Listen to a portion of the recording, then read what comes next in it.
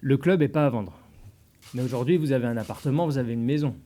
Si quelqu'un toque à votre porte en disant « tu l'as acheté tant et j'aimerais le vendre, l'acheter un peu plus », et ça te rembourse tes frais, ça, vous allez l'écouter, vous allez discuter avec lui, vous allez étudier l'opportunité, vous allez vous dire « bon, est-ce que c'est une bonne chose, pas une bonne chose ? Est-ce que cette personne est responsable ?» La DNCG, on n'a pas voulu céder la DNCG. Ensuite, c'est des dossiers très compliqués où politiquement il y a une certaine manipulation et on nous a forcés à appeler la DNCG. On ne voulait pas appeler la DNCG. Pour certaines raisons dans le dossier, on ne voulait pas faire appel à la DNCG. Mais à cause de cette pression politique, on a appelé la DNCG. Et vraiment à contre-cœur. Parce qu'en fait, une fois que tu fais appel à la DNCG, ils doivent vérifier les fonds, l'origine des fonds, le projet sur 3 ans. Il y a un certain nombre de choses qu'il faut répondre à la DNCG. C'est un organisme sérieux, très professionnel, et ils vendent pas on ne peut pas acheter un club comme ça en France. C'est pas possible. Donc on nous a forcés à appeler la DNCG, et ensuite c'est de nous-mêmes qui avons arrêté ce rendez-vous avec la DNCG. C'est nous qui avons stoppé le rendez-vous.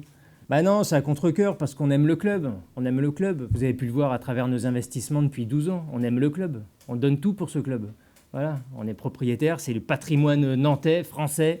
On adore ce club. On ne fait pas tout bien. On fait pas tout bien. C'est normal qu'on ne fasse pas tout bien. Mais s'il y a un projet encore plus sérieux que le nôtre, encore plus stable financièrement, on sera toujours à l'écoute. Mais ça, c'est comme tous les clubs de France et d'Europe. C'est normal. Bah oui, c'est un club très important du championnat de France. Déjà, je pense que vous ne savez pas à combien on estime le club, tant émotionnellement que financièrement. Ça, ne rentrez pas dans les chiffres parce que tous les chiffres qu'on a vus passer, toutes les infos qu'on a vues passer, je ne vous dirai pas le chiffre. Vous avez lu plein de chiffres. Il n'y a rien qui est vrai, mais je ne vous dirai pas le chiffre. C'est normal.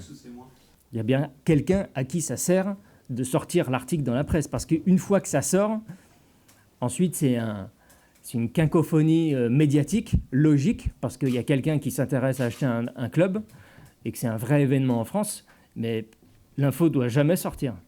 C'était ni notre intérêt, ni l'intérêt de la partie adverse.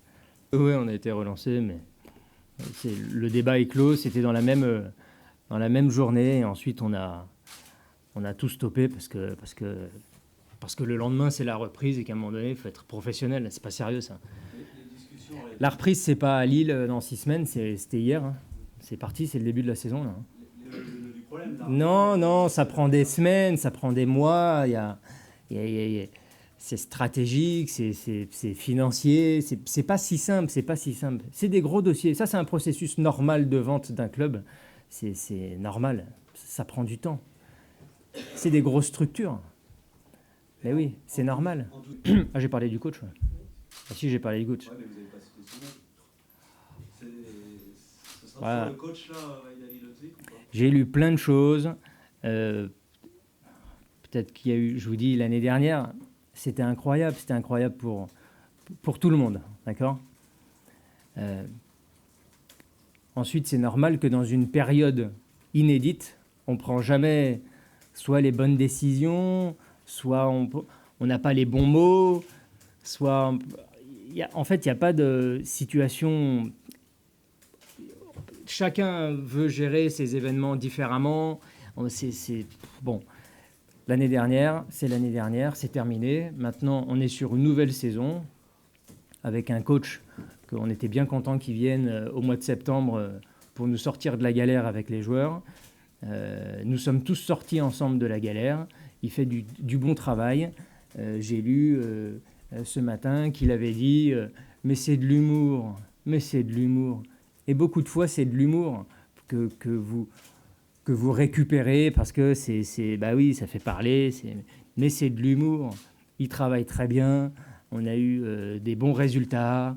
Et puis voilà, la page est tournée. C'est une nouvelle saison avec un effectif qui est là, avec des recrues qui vont arriver. Et puis voilà, j'ai vu des noms d'entraîneurs. J'ai vu que c'était un jaune un petit peu terni. Mais ça me fait doucement rire parce que forcément, il y aura des recrues. Forcément, il y a eu quelques départs. Il y a déjà eu 2 arrivées, il y aura une troisième arrivée ce week-end. Et puis voilà.